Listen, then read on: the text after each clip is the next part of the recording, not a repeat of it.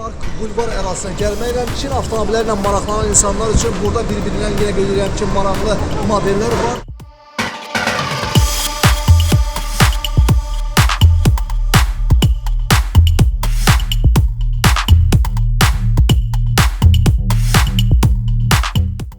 Qapıları açıqdır da, yox, açıq deyil, icazə alıb təbii ki, girmək olar içəri və 26-sına qədər bu sərgi keçiriləndə təbii ki, bugün başlayıb, hələ tam start götürməyib, ona görə də tam sərgi sabahdan öz işinə başlayır. Sabahdan buraya yaxınlaşsaz, mən əminəm ki, burada istədiyiniz avtomobilə əyləşib, Çin maşınlarının ümumi vəziyyətini daha yaxından hiss etmək və daha yaxından görmək fürsətiniz olacaq. Hələlik bizi izləmədə qalın.